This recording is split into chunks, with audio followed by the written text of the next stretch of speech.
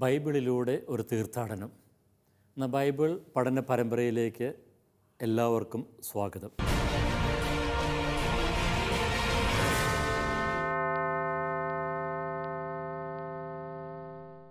വെളിപാട് ഗ്രന്ഥത്തിലെ 2-ാം അധ്യായത്തിൽ കൊടുത്തിരിക്കുന്ന മൂന്നാമത്തെ സഭയ്ക്കുള്ള ആ കത്ത്, പെർഗാമോസിലെ സഭയ്ക്കുള്ള കത്ത് ആണ് നാം ഇപ്പോൾ പഠന വിഷയമാക്കുന്നത്. കഴിഞ്ഞ ക്ലാസ്സിൽ പെർഗാമോസ് എന്ന ആ നഗരത്തിൻ്റെ ചരിത്ര പശ്ചാത്തലം നമ്മൾ കാണുകയായിരുന്നു. സാംസ്കാരികമായിട്ട് വളരെ പ്രാധാന്യമറിയിക്കുന്ന ഒരു നഗരമാണ് എന്ന് അവിടെ നാം സൂചിപ്പിച്ചു. അതുപോലെ തന്നെ വളരെ സമ്പന്നമായിട്ടുള്ള ഒരു നഗരം കൂടിയായിരുന്നു അത്.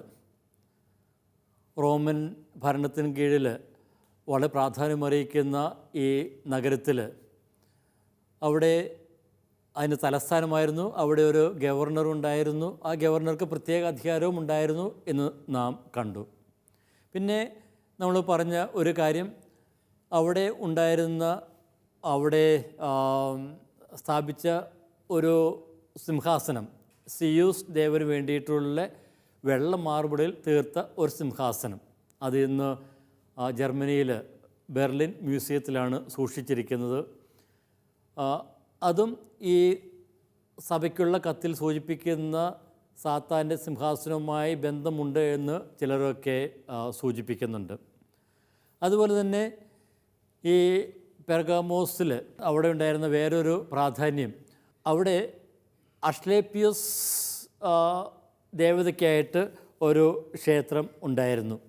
അത് സൗഖ്യ ദേവതയാണ്. പുരാതന കാലത്ത് ലൂർദ് എന്നാണ് ഈ ഒരു തീർത്ഥാടന കേന്ദ്രത്തെ അവർ വിളിച്ചിരുന്നത്. രോഗികളായിട്ടുള്ള ഒത്തിരി പേര് അവിടേക്ക് വന്നിരുന്നു എന്നാണ് പറയപ്പെടുന്നത്. അപ്പോൾ അതിൻ്റെ ആ ദേവതയുടെ അല്ലെങ്കിൽ ആ ക്ഷേത്രത്തിൻ്റെയൊക്കെ പ്രതീകമായിട്ട് അവരെടുത്തിരുന്നത് സർപ്പമായിരുന്നു എന്നാണ് ചരിത്രരേഖകളിൽ കാണുന്നത്. ഇനി ഇവിടെയുള്ള വേറൊരു പ്രാധാന്യം, റോമൻ ചക്രവർത്തിമാർക്ക് ജീവിച്ചിരിക്കുമ്പോൾ തന്നെ ആദ്യമായി ഒരു ആരാധനാലയം പണിയുന്നത് പെർഗാമോസിലാണ്. അതുപോലെ തന്നെ ചക്രവർത്തിക്കായിട്ട് 3 ക്ഷേത്രങ്ങൾ ഒരേ സമയത്തും ഇവിടെ ഉണ്ടായിരുന്നു എന്നതും ഈ നഗരത്തിൻ്റെ പ്രാധാന്യം എടുത്ത് കാണിക്കുന്നു. ഇനി ഇവിടെ ഉണ്ടായിരുന്ന ക്രൈസ്തവ സമൂഹത്തെക്കുറിച്ച് വലിയ ചരിത്രപരമായിട്ടുള്ള വലിയ വിവരണമൊന്നും നമുക്ക് ലഭിക്കുന്നില്ല. AD 80-കളിലായിരിക്കാം ഇവിടെ സഭ വേര് പിടിക്കാൻ തുടങ്ങിയത് എന്നാണ് പറയപ്പെടുന്നത്. 2-ാം നൂറ്റാണ്ടിൻ്റെ അവസാനം ഇവിടെ നിന്നുള്ള ക്രൈസ്തവർ രക്തസാക്ഷിത്വം വരിച്ചതിനെക്കുറിച്ച് യൗസേബിയസിൻ്റെ രചനകളിൽ നമ്മൾ വായിക്കുന്നുണ്ട്.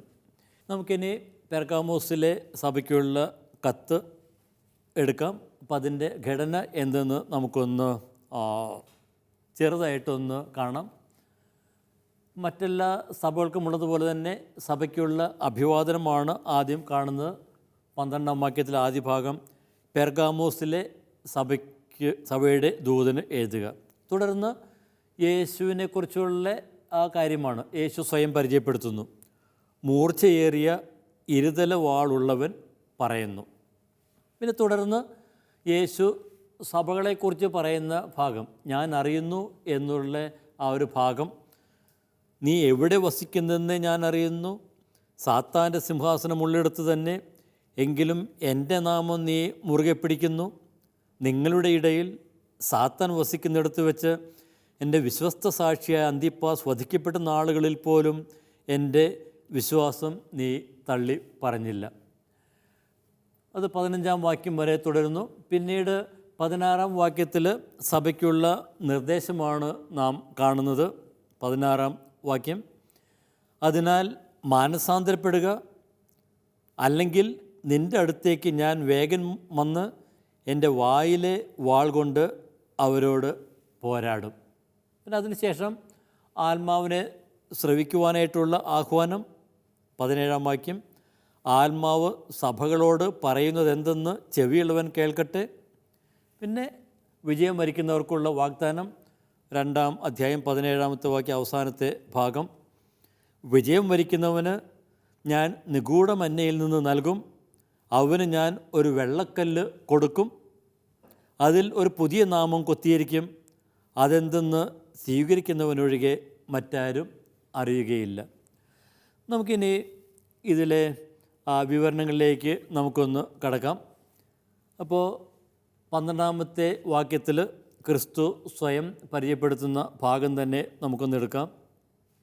പെർഗാമോസിലെ സഭയുടെ ദൂതൻ എഴുതുക, മൂർച്ചയേറിയ ഇരുതല വാളുള്ളവൻ പറയുന്നു.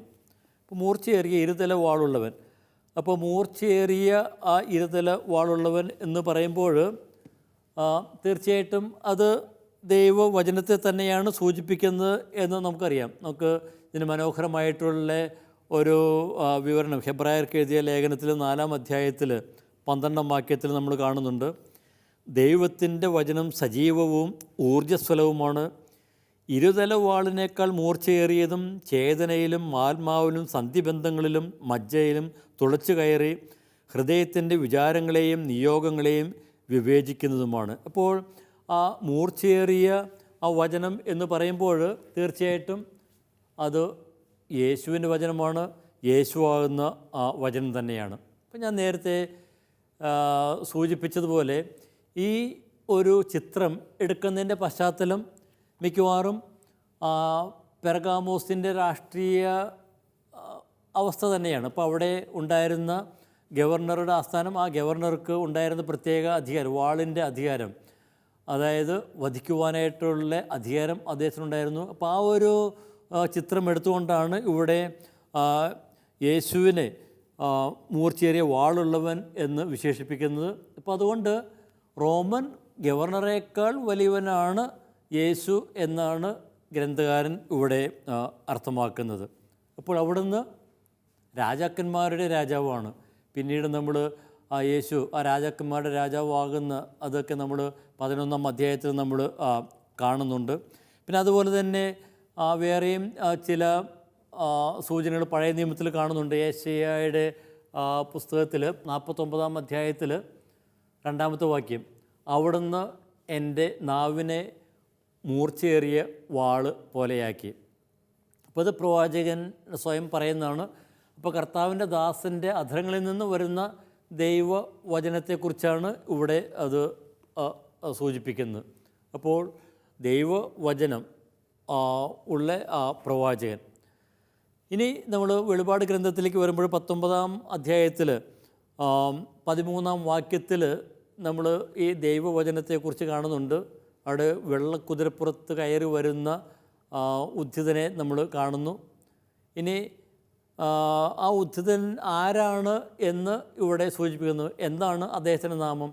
ദൈവവചനം എന്നാണ് അവിടുത്തെ നാമം. അപ്പോൾ മൂർച്ചയേറിയ വാളുള്ളവൻ എന്ന് പറയുമ്പോൾ അത് അർത്ഥമാക്കുന്നത് യേശുവിനെ തന്നെയാണ്, യേശുവിൻ്റെ വചനത്തെയാണ്, വചനമാകുന്ന യേശുവിനെ തന്നെയാണ്. അപ്പോൾ ഈ യേശു മൂർച്ചയേറിയ വാളുള്ളവൻ അവിടുന്ന് എന്താ ചെയ്യുന്നത്?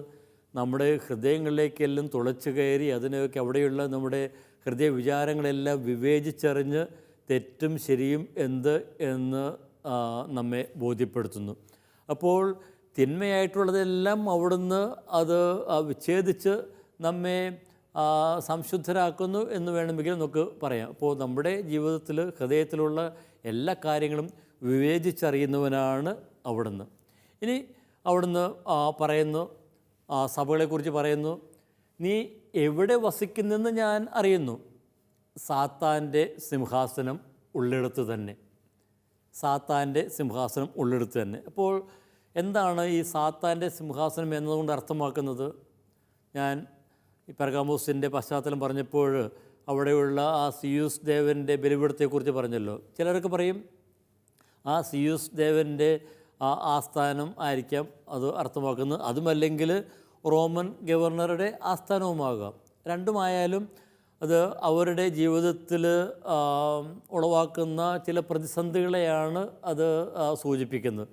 അപ്പോൾ ചക്രവർത്തിയുടെ ഒരാസ്ഥാനം അവിടെ ഉണ്ടെങ്കിൽ ചക്രവർത്തി ആരാധന കുറച്ചുകൂടി വളരെ ശക്തമായിട്ട് അവിടെ പ്രാവർത്തികമാക്കിയിരുന്നു എന്നൊക്കെ മനസ്സിലാക്കുവാനായിട്ട് സാധിക്കും. അങ്ങനെയെങ്കിൽ ഇവർക്കൊക്കെ ഉണ്ടായിരുന്ന പ്രതിസന്ധി ഇതാണ്: ആ ചക്രവർത്തി ആരാധനയിൽ നിന്ന് അവർക്ക് ഒഴിഞ്ഞു മാറാനായിട്ട് അത്ര എളുപ്പം സാധിക്കുകയില്ല. ഇനി അതുപോലെ തന്നെ വേറെ ഒന്നുള്ളത്, അത് സിയൂസ് ദേവൻ്റെ ബലിപീഠമാണെങ്കിൽ അത് അർത്ഥമാക്കുന്നത് വിജാതീയ ആരാധനയുമായിട്ട് ബന്ധപ്പെട്ടതാണ്. അപ്പോൾ വിജാതീയ ആരാധനയിൽ പങ്കുചേരാനായിട്ടുള്ള പ്രലോഭനങ്ങൾ ഇവർക്കുണ്ടായിരുന്നു എന്ന് അർത്ഥമാക്കുന്നു. അപ്പോൾ സാത്താൻ്റെ സിംഹാസനമുള്ള അത്രയും ശക്തമായിട്ടുള്ള തിന്മയുടെ സാന്നിധ്യമുള്ള ആ ഒരു ഇടത്താണ് അവർ കഴിയുന്നത് എന്നാണ് അവിടെ അർത്ഥമാക്കുന്നത്. ഇനി അതിൻ്റെ മറുവശം എന്താണ്? സാത്താൻ്റെ സിംഹാസനം ഒരു വശത്തെങ്കിൽ യഥാർത്ഥത്തിൽ നാം ഏത് സിംഹാസനത്തിന് മുന്നിലാണ് ആയിരിക്കേണ്ടത്? ദൈവത്തിൻ്റെ സിംഹാസനത്തിൽ. 22-ാം അധ്യായത്തിൽ 1-ാമത്തെ വാക്യത്തിൽ നമ്മൾ ദൈവത്തിൻ്റെ സിംഹാസനം കാണുന്നുണ്ട്. ദൈവത്തിൻ്റെയും കുഞ്ഞാടിൻ്റെയും സിംഹാസനം, ആ സിംഹാസനത്തിൽ നിന്നൊഴുകുന്ന ജീവൻ്റെ നദി, ആ ഇരുവശത്തുമായി നിൽക്കുന്ന ആ ജീവൻ്റെ വൃക്ഷം, അതൊക്കെ നമ്മൾ നേരത്തെ കണ്ടതാണ്. അപ്പോൾ യഥാർത്ഥത്തിലുള്ള സിംഹാസനം ഈ ഭൂമിയിൽ ഭരിക്കുന്നത് അത് ആരാണ്? ദൈവത്തിൻ്റെ സിംഹാസനമാണ് ഇവിടെയുള്ളത്, ദൈവമാണ് ഭരിക്കുന്നത് എന്നുള്ള ആ ഒരു അർത്ഥം കൂടി ഇതിനുണ്ട്. അപ്പോൾ സാത്താൻ്റെ സിംഹാസനം ഉള്ളിടത്താണ് നാമൊക്കെ നിൽക്കുന്നത്. സാത്താൻ ദൈവത്തിന് എതിര് നിൽക്കുന്നവനാണ്. പക്ഷേ ദൈവത്തിന് എതിര് നിൽക്കുന്നവൻ്റെ ഇടത്താണ് വസിക്കുന്നതെങ്കിൽ പോലും ആ ദൈവത്തിലുള്ള വിശ്വാസം അത് മുറുകെ പിടിക്കുവാനായിട്ട് ഇവർ ഒക്കെ ശ്രമിക്കുന്നു. ഇനി ഇവിടെ സാത്താൻ്റെ സിംഹാസനത്തെക്കുറിച്ച് ഇവിടെ പറയുന്നത്, അത് വീണ്ടും നമ്മൾ വ്യത്യസ്തമായിട്ടുള്ള രൂപത്തിൽ പിന്നീട് നമ്മൾ കാണുന്നുണ്ട്. 12-ാം അധ്യായത്തിൽ സ്വർഗത്തിൽ ഒരു സ്ത്രീയുടെ അടയാളം കാണുന്നുണ്ട്. പിന്നീട് ഒരു സർപ്പത്തെയും നമ്മൾ കാണുന്നുണ്ട്. അതിനുശേഷം 13 മുതൽ അധ്യായങ്ങളിൽ 2 മൃഗങ്ങളെയൊക്കെ കാണുന്നുണ്ട്. അപ്പോൾ ഈ പറയുന്ന സാത്താൻ ഒക്കെയാണ് അവിടെ പ്രതിഫലിക്കുന്നത്. അത് തിന്മയുടെ ശക്തികളാണ് അവിടെയൊക്കെ പ്രതിഫലിക്കുന്നത്. അപ്പോൾ ആ തിന്മയുടെ ആ ശക്തി ഉള്ളിടത്താണ് വസിക്കുന്നത്. പക്ഷേ അവരെക്കുറിച്ച് പറയുന്നത് എന്താണ്? എങ്കിലും നീ എൻ്റെ നാമത്തെ മുറുകെ പിടിക്കുന്നു. അപ്പോൾ അവിടെ ഉപയോഗിച്ചിരിക്കുന്ന ആ ഒരു പദം, ഗ്രീക്ക് പദം ക്രാറ്റയോ, മുറുകെ പിടിക്കുക. അതായത് നമ്മൾ അള്ളിപ്പിടിക്കുകയില്ലേ, അപ്പോൾ അതിനെ സൂചിപ്പിക്കുന്നതാണ്. അപ്പോൾ നീ ഇതൊക്കെയാണെങ്കിലും എൻ്റെ നാമത്തെ മുറുകെ പിടിച്ചിരിക്കുന്നു, അതിന് അള്ളിപ്പിടിച്ചിരിക്കുന്നു എന്നാണ് അർത്ഥമാക്കുന്നത്. അതായത് യേശുവിനെ ഒരിക്കലും വിടാതെ യേശുവിനെ വരിഞ്ഞു മുറുക്കിയിരിക്കുന്നു. അപ്പോൾ ആ സമൂഹം ആ തിന്മയുടെ പ്രലോഭനങ്ങളൊക്കെ വന്നപ്പോൾ അവരതിനെ അതിജീവിക്കുവാനായിട്ട് യേശുവിനെ മുറുകെ പിടിച്ചിരിക്കുന്നു എന്നാണ് ഇവിടെ ഉദ്ദേശിക്കുന്നത്. അപ്പോൾ എൻ്റെ നാമം എന്ന് പറയുമ്പോൾ യേശുവിനെ തന്നെ എന്നാണ് അർത്ഥമാക്കുന്നത്.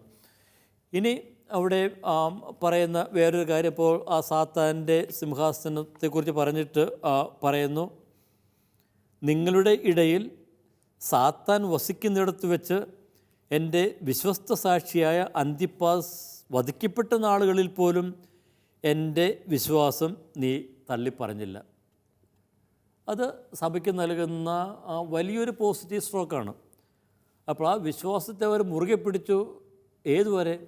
അപ്പോൾ അവിടെയാണ് ഒരു വ്യക്തി അന്തിപ്പാസ് വധിക്കപ്പെടുന്നത്. അപ്പോൾ ഈ അന്തിപ്പാസിനെ കുറിച്ച് പറയുന്ന കാര്യം അതൊന്ന് ശ്രദ്ധിക്കുക. എൻ്റെ വിശ്വസ്ത സാക്ഷിയായ അന്തിപ്പാസ്. അപ്പോൾ എൻ്റെ എന്നുള്ള ആ വിശേഷം തന്നെ. അപ്പോൾ യേശു പറഞ്ഞു എൻ്റെ വിശ്വസ്ത സാക്ഷി, അതായത് എൻ്റെ എന്ന് പറയുമ്പോൾ എനിക്ക് ഏറ്റവും പ്രിയപ്പെട്ടവൻ എന്നുള്ള ഒരു അർത്ഥം നമുക്ക് അവിടെ വായിച്ചെടുക്കുവാനായിട്ട് സാധിക്കും. അപ്പോൾ യേശുവിന് ഏറ്റവും പ്രിയപ്പെട്ടവനാണ് അന്തിപ്പാസ്. അപ്പോൾ ഈ അന്തിപ്പാസിനെ കുറിച്ച് പറയുന്നത് എന്താണ്? എൻ്റെ വിശ്വസ്ത സാക്ഷി. അപ്പോൾ സാക്ഷി എന്നത് ആമുഖ വചസ്സുകൾ നമ്മൾ കണ്ടതാണ്. യേശുവിന് സാക്ഷ്യം വഹിക്കുന്നവർ. അപ്പോൾ സാക്ഷ്യം എന്നുള്ള പ്രധാനപ്പെട്ട ഒരു പ്രമേയമാണെന്ന് നമ്മൾ കണ്ടായിരുന്നു. അപ്പോൾ ആ സാക്ഷ്യം അത് യേശുവിൻ്റെ സാക്ഷ്യത്തോട് ചേർന്ന് നിൽക്കുന്ന സാക്ഷ്യമാണ്. യേശുവിനെയാണ് വിശ്വസ്ത സാക്ഷി എന്ന് ആദ്യം വിശേഷിപ്പിക്കുന്നത്. എന്തുകൊണ്ടാണ്? യേശു കുരിശിൽ തൻ്റെ സാക്ഷ്യം പൂർത്തീകരിക്കുന്നു. അപ്പോൾ കുരിശിൽ പോലും, മരണത്തിൽ പോലും അവിടുന്ന് അതിനോട് വിശ്വസ്ത പുലർത്തുന്നു. അപ്പോൾ അതുകൊണ്ടാണ് യേശുവിനെ വിശ്വസ്ത സാക്ഷി എന്ന് വിളിക്കുന്നത്. അപ്പോൾ ആ ഒരു നാമധേയം തന്നെയാണ് അന്തിപ്പാസിന് നൽകുന്നത്. അപ്പോൾ എൻ്റെ വിശ്വസ്ത സാക്ഷി എന്ന് പറയുമ്പോൾ ആ യേശുവിൻ്റെ വിശ്വസ്ത സാക്ഷ്യത്തോട് അടുത്ത് നിൽക്കുന്ന സാക്ഷ്യം തന്നെയാണ് അന്തിപ്പാസ് നൽകിയത് എന്ന് അർത്ഥമാകുന്നത്. അപ്പോൾ അത്രയും വളരെ പ്രിയപ്പെട്ടവനായിട്ട് അന്തിപ്പാസിനെ ഇവിടെ അവതരിപ്പിക്കുന്നു. ഇനി അന്തിപ്പാസിനെ കുറിച്ചുള്ള ഒരു സഭാ പാരമ്പര്യം, അപ്പോൾ അന്തിപ്പാസ് എങ്ങനെയാണ് എന്നതിനെക്കുറിച്ചുള്ള സഭാ പാരമ്പര്യം ഇപ്രകാരമാണ്. റോമൻ പ്രീഫെക്റ്റ് ചോദ്യം ചെയ്ത ശേഷം അദ്ദേഹത്തെ ഒരു ചെമ്പ് കാളയ്ക്കകത്തേക്ക് ഇട്ടു. എന്നിട്ട് അത് പുറത്തു നിന്ന് തീ കൂട്ടി അഗ്നി കൊണ്ടും കൂട്ടി അത് ചൂടാക്കി ആണ് അദ്ദേഹത്തെ ചുട്ട് കൊന്നു. അതായത് വളരെ സമയമെടുത്ത്, അതായത് വളരെ വേദന സഹിച്ചാണ് അദ്ദേഹം കൊല്ലപ്പെട്ടതെന്നാണ് സഭാ പാരമ്പര്യം പറയുന്നത്. അപ്പോൾ ഇവിടെ യോഹന്നാൻ ഇവിടെ യേശുവിൻ്റെ വചനത്തിലൂടെ പറയുന്നത് അന്തിപ്പാസിൻ്റെ മരണം നടന്ന ആ സ്ഥലത്ത് വെച്ച് അന്തിപ്പാസ് വധിക്കപ്പെട്ടിട്ട് പോലും ഇവർ ആ വിശ്വാസത്തെ തള്ളിപ്പറഞ്ഞില്ല എന്നാണ് പറയുന്നത്. അപ്പോൾ അതായത് വധിക്കപ്പെടാനായിട്ടുള്ള സാധ്യത മുന്നിൽ കണ്ടിട്ട് പോലും അവരുടെ വിശ്വാസത്തിൽ അവർ നിലനിന്നു എന്നാണ് അർത്ഥമാക്കുന്നത്. ഇനി ഇവിടെ പറയുന്ന മൂന്നാമത്തെ കാര്യം, എൻ്റെ വിശ്വാസം നീ തള്ളിപ്പറഞ്ഞില്ല. വിശ്വാസം തള്ളിപ്പറയെന്ന് പറയുന്നത് ആദിമസഭയിൽ വിശ്വാസത്യാഗം, അതായത് ക്രിസ്തുവിനെ ഉപേക്ഷിക്കുന്നതിന് ഉപയോഗിച്ചിരുന്ന ഒരു പ്രയോഗമാണ്. ക്രിസ്തുവിനെ തള്ളിപ്പറയുന്നതിന് ഉപയോഗിച്ചിരുന്ന ഒരു സാങ്കേതിക പദം. ഇവിടെ 3 പാപങ്ങളാണ് ആദിമസഭയിലൊക്കെ ഏറ്റവും മാരകമായി അറിയപ്പെട്ടിരുന്ന പാപങ്ങൾ.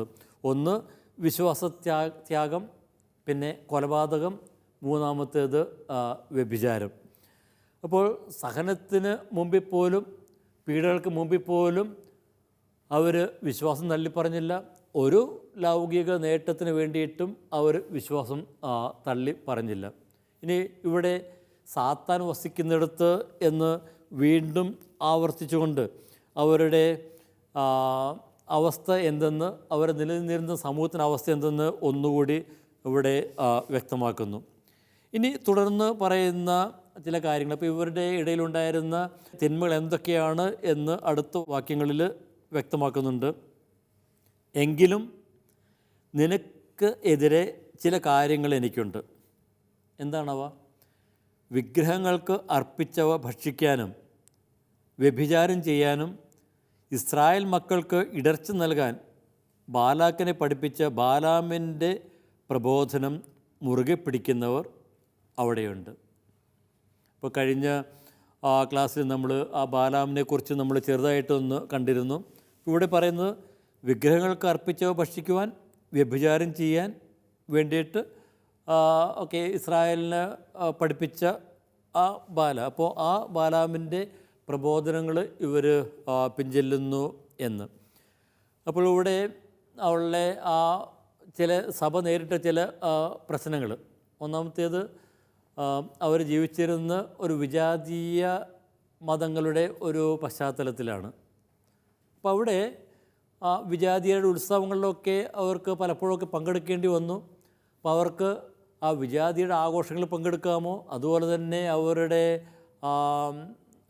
ഭക്ഷണങ്ങളിൽ ഉത്സവത്തിന് ശേഷമുള്ള ഭക്ഷണത്തിൽ ഒക്കെ പങ്കുചേരാമോ എന്നുള്ള ചില സംശയമൊക്കെ ഉണ്ടായിരുന്നു. അപ്പോൾ പൂജകൾക്ക് ശേഷം പലപ്പോഴുമൊക്കെ അവിടെ അർപ്പിക്കപ്പെടുന്ന മൃഗങ്ങളെയൊക്കെ പാകം ചെയ്ത് അത് ഒരു നേർച്ച സദ്യ പോലെയൊക്കെ അവിടെ വിളമ്പിയിരുന്നു. അക്കാലത്ത് തീർച്ചയായിട്ടും മാംസഭക്ഷണമൊക്കെ വളരെ അപൂർവമായിരുന്നുണ്ട്. സാധാരണക്കാർക്ക് അപ്രാപ്യമൊക്കെ ആയിരുന്നുകൊണ്ട് തീർച്ചയായിട്ടും എല്ലാവരും വളരെ സന്തോഷത്തോടെ ആർത്തിയോടെയൊക്കെ അതിൽ പങ്കുചേരുമായിരുന്നു. അപ്പം അങ്ങനെ ഉള്ള സദ്യകളിലൊക്കെ പങ്കുചേരാമായിരുന്നു എന്നുള്ള ഒരു സംശയം. പിന്നെ അതുപോലെ തന്നെ ആ മാംസമൊക്കെ മാർക്കറ്റിൽ വിറ്റഴിച്ചിരുന്നു എന്നാണൊക്കെ പറയപ്പെടുക. ഒത്തിരിയേറെ മൃഗങ്ങളൊക്കെ ബലിയർപ്പിക്കപ്പെടുമ്പോൾ അതിൻ്റെ മാംസവും മാർക്കറ്റിലൊക്കെ വിൽക്കപ്പെടുന്നു. അപ്പോൾ അതിലൊക്കെ പങ്കുചേരാമോ എന്നുള്ള ചില സംശയങ്ങൾ അന്നൊക്കെ ഉണ്ടായിരുന്നു. അപ്പോൾ ആ ഒരു പശ്ചാത്തലത്തിലാണ് ഇവിടെയുള്ള ആ ഒരു കാര്യം.